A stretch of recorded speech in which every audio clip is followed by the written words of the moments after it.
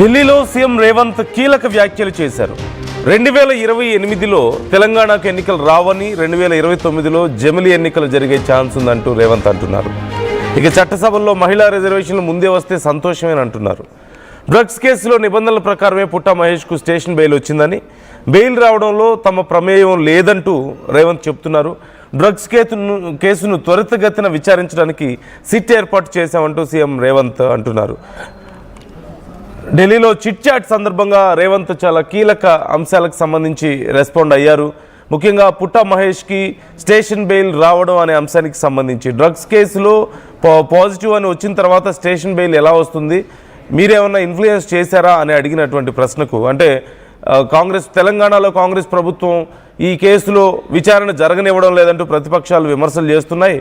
ఈ విషయంలో మీ అభిప్రాయం ఏంటి అంటే, మాకు సంబంధం లేదు, చట్టం ప్రకారం అవన్నీ జరిగాయి, లీగల్గానే ఏదైనా జరిగింది అని చెప్పేసి చెప్తున్నారు. అట్ ది సేమ్ టైం ఒక సిట్ని కూడా ఏర్పాటు చేసామని చెప్తున్నారు.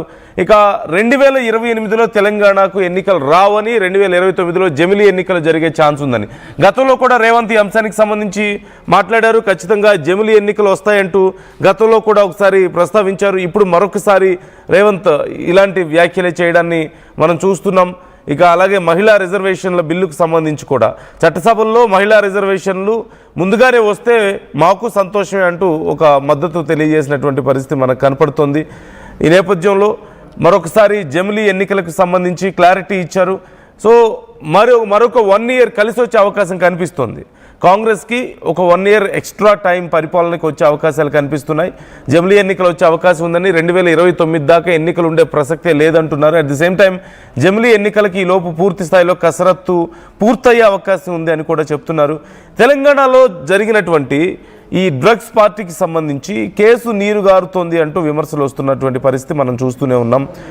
స్టేషన్ బెయిల్ రావడం కానీ పుట్టా మహేష్కి, మరోవైపు ఈ కేసులో అసలైన వాళ్ళని వదిలిపెడుతున్నారని, కేసు పక్కదోవ పడుతుందని నీరుగారుస్తున్నారంటూ చాలా రకాల విమర్శలు వస్తూ ఉండడాన్ని మనం చూస్తున్నాం. అయితే అసలు దీంట్లో మాకేమీ సంబంధం లేదు, చట్ట ప్రకారం ఇదంతా జరుగుతోంది అంటూ రేవంత్ చెప్పుకొస్తుండడాన్ని మనం చూడొచ్చు. ఇంకా చాలా అంశాలకు సంబంధించి ఆయన చిట్చాట్లో భాగంగా రెస్పాండ్ అయ్యారు.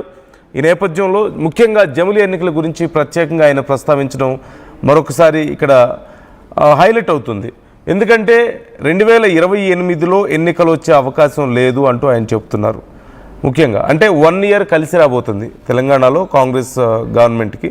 మరోవైపు ఈలోగా మహిళలకు సంబంధించిన రిజర్వేషన్ల అంశం కూడా, చట్టసభల్లో మహిళలకు రిజర్వేషన్లు అంశం కూడా ఆయన వస్తే మంచిదే, మాకు సంతోషం అని చెప్తున్నారు. మధు జాయిన్ అవుతున్నారు, మా ప్రతినిధి మధుని అడిగి మరిన్ని డీటెయిల్స్ తెలుసుకుందాం. మధు, ఏ అంశాల మీద ఇంకా మాట్లాడారు రేవంత్ రెడ్డి? అలాగే పుట్టా మహేష్కి బెయిల్ రావడం, స్టేషన్ బెయిల్ రావడం అనేది మా చేతుల్లో ఉంటుంది, జరుగుతుంది, మేము ఒక సిట్ని కూడా వేసామని చెప్తున్నారు. సో ప్రధానమైనటువంటి అంశాలు ఏంటి ఆయన మాట్లాడిన వాటిల్లో? ఎగ్జాక్ట్లీ మేజర్ పాయింట్ 2029లో ఎలక్షన్లు రాబోతున్నాయి అనేటువంటిది గతంలో చాలా సందర్భాల్లో ముఖ్యమంత్రి రేవంత్ రెడ్డి చిట్చాట్లో భాగంగా చెప్పారు. జమిలీ ఎన్నికలు రాబోతూ ఉన్నాయి, డీలిమిటేషన్ కాబోతూ ఉన్నాయి, సీట్లు పెరుగుతూ ఉన్నాయి. సో వీటన్నిటికీ సంబంధించి ఈక్వేషన్ అంతా చేంజ్ అవుతుంది, దాన్ని బట్టి మా పరిపాలన ఉంది అనేటువంటి స్టేట్మెంట్ చేశారు. అంటే జనరల్గా జనాలు ఇచ్చినటువంటి మ్యాండేట్ 5 years కాంగ్రెస్కి అధికారం కోసం ఇక్కడ తెలంగాణలో. కానీ జమిలీ ఎన్నికలు రావడం వల్ల ఒక దాదాపు 1 year వరకు ఎగ్జంప్షన్ దొరికే అవకాశం ఉంది. ఒక రకంగా అది రేవంత్ రెడ్డికి బోనస్ లాంటిది. 5 years కోసం జనాలు ఎన్నుకుంటే 1 year బోనస్ కలిసి వచ్చే అవకాశం ఉంది. ఇప్పటికే జమిలీ ఎన్నికలకు సంబంధించి కసరత్తు ప్రారంభించింది కేంద్ర ప్రభుత్వం. దేశవ్యాప్తంగా ఉన్న అన్ని రాజకీయ పార్టీల అభిప్రాయాలు తీసుకున్నారు. ఇప్పటికే లేఖలు ఇచ్చారు అన్ని రాజకీయ పార్టీలు. అందులో తెలంగాణలో ఉన్నటువంటి రీజనల్ పార్టీలు కూడా అక్కడ లేఖకు, అంటే జమిలీ ఎన్నికలను మద్దతు ఇస్తూ గతంలో లేఖలు ఇచ్చినటువంటి పరిస్థితి. బీఆర్ఎస్ అధికారంలో ఉన్నప్పుడు జమిలీ ఎన్నికలు కరెక్టే, దేశంలో ఖర్చు తగ్గించుకోవడానికి, పరిపాలన మీద దృష్టి పెట్టడానికి, అభివృద్ధి ముందుకు పోవడానికి జమిలీ ఎన్నికలు కరెక్ట్ అనేటువంటిది అన్ని రాజకీయ పార్టీలు, దాదాపు 90%కు పైగా రాజకీయ పార్టీలు దేశంలో ఉన్నటువంటి అన్ని జమిలీ ఎన్నికలకు మద్దతు తెలిపినటువంటి పరిస్థితి. అందులో భాగంగానే జమిలీ ప్రభుత్వం ప్రత్యేక సవరణకు సిద్ధమవుతా ఉంది. సో అది దృష్టిలో పెట్టుకునే ముఖ్యమంత్రి రేవంత్ రెడ్డి స్టేట్మెంట్ చేశారు. గతంలో కూడా చాలాసార్లు చేశారు నందు ముఖ్యమంత్రి రేవంత్ రెడ్డి చిట్చాట్లో. నాకు 1 year బోనస్ రాబోతోంది, నేను మళ్ళీ చెప్తా ఉన్నాను, 2029లో ఎన్నికలు వస్తాయి, 2030 4 వరకు నేనే ముఖ్యమంత్రిగా ఉంటాను అనేటువంటి స్టేట్మెంట్ గతంలో చేశారు. అందులో భాగంగా ఆయన చేసినటువంటి కీలక స్టేట్మెంట్ ఈసారి సీట్ల సంఖ్య పెరిగిపోతూ ఉంది. అది ముఖ్యంగా హైదరాబాద్లో జిహెచ్ఎంసీ సరౌండింగ్లో ఎమ్మెల్యేల సీట్లు పెరగబోతూ ఉన్నాయి. ఎందుకంటే జనాభా సాంద్రతను బట్టి సీట్ల సంఖ్య పెరుగుతూ ఉంది కాబట్టి ఈ హైదరాబాద్లోనే సీట్ల సంఖ్య పెరగబోతూ ఉంది. దానికి చాలామంది పోటీ ఉంటారు, కష్టపడ్డ వారికి టికెట్లు ఇస్తామనేటువంటి స్టేట్మెంట్ కూడా ముఖ్యమంత్రి రేవంత్ రెడ్డి చేశారు. ఇదొకటి ఉంటే రీసెంట్గా కీలకమైనటువంటి అప్డేట్ డ్రగ్స్ కేసుకి సంబంధించి ఈగల్ టీం దాడి చేసి పట్టుకున్నటువంటి దాంట్లో మొయినాబాద్ డ్రగ్స్ కేసులో పోలీసులు రూల్స్ ప్రకారమే ముందుకు పోతా ఉన్నారు. పుట్ట మధు ఎవరైతే ఎంపీ ఎవరైతే ఉన్నారో ఆయన టీడీపీ ఎంపీ చట్ట ప్రకారమే ఆయనకు బెయిల్ ఇచ్చారు. పార్లమెంట్ సెషన్ నడుస్తూ ఉంది కాబట్టి దాని ప్రకారమే ఆయనకు బెయిల్ వచ్చింది అనేటువంటి స్టేట్మెంట్ చేశారు. ఇంకా సిట్కి సంబంధించి కూడా ప్రత్యేకంగా సిట్ వేశారు కాబట్టి లోతైన దర్యాప్తు కొనసాగుతుంది అనేటువంటి స్టేట్మెంట్. ఎందుకంటే రీసెంట్గా పత్రికా కథనాల్లో, టీవీ ఛానళ్లలో, మీడియా కథనాల్లో వచ్చినటువంటి వార్తలను కూడా ఉటంకిస్తూ సిట్టు దీనిపైన దర్యాప్తు చేయడానికి సిద్ధమవుతుంది.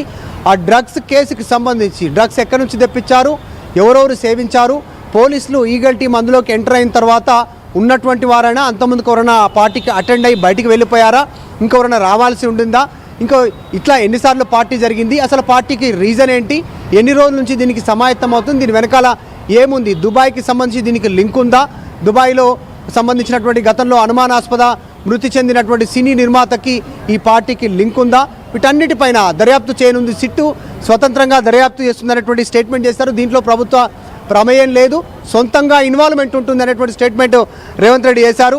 దాంతోపాటు మహిళా రిజర్వేషన్లు వస్తే కూడా మంచిదే కదా అనేటువంటిది. కేంద్రం మహిళా రిజర్వేషన్ 33% రిజర్వేషన్ బిల్లు కోసం చట్టం తీసుకొచ్చింది. అది ఇంప్లిమెంట్ కానుంది. వచ్చేటువంటి జమిలీ ఎన్నికల్లో ఇంప్లిమెంట్ అయితే ఇప్పుడున్నటువంటి దాదాపు 119 ఎగ్జాంపుల్ తీసుకుంటే ఇందులో దాదాపు 40కి పైగా సీట్లు కేవలం మహిళలకే కేటాయించాల్సినటువంటి సిచ్యువేషన్, రిజర్వేషన్ల వారీగా కానీ మహిళా రిజర్వేషన్ల ప్రకారం కానీ, అంటే క్యాస్ట్ ఈక్వేషన్ ఉన్నా ఏ రకంగా ఉన్నా అక్కడ మహిళలకే సీట్లు ఇవ్వాల్సినటువంటి పరిస్థితి ఉంటుంది.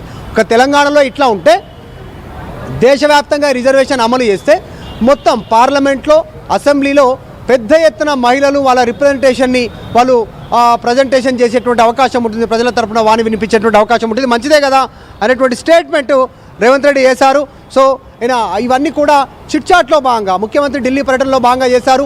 బిజీ షెడ్యూల్లో మల్లికార్జున ఖర్గేని కలిశారు. సోనియా, రాహుల్, ప్రియాంక, తర్వాత ఢిల్లీలో ఏఐసీసీ నాయకుల్ని ముఖ్యమంత్రి రేవంత్ రెడ్డి కలిశారు. వేం నరేందర్తో పాటు తీసుకెళ్లి పరిచయం చేయిస్తూ మాట్లాడి కలిసినటువంటి పరిస్థితి ఉంది. సో కొద్దిసేపట్లోనే రేవంత్ రెడ్డి హైదరాబాద్ రీచ్ కానున్నారు. మళ్ళీ హైదరాబాద్లో ఆల్రెడీ అసెంబ్లీ సెషన్ నడుస్తూ ఉంది. గవర్నర్ తీర్మానానికి సంబంధించి గవర్నర్ ప్రవేశపెట్టిన దానికి ఆయన సమాధానం రూపంలో అసెంబ్లీలో కీలక ఉపన్యాసం కూడా కొద్దిసేపట్లో ముఖ్యమంత్రి రేవంత్ రెడ్డి చేయనున్నారు. Yeah right thank you Madhu, thanks for the details.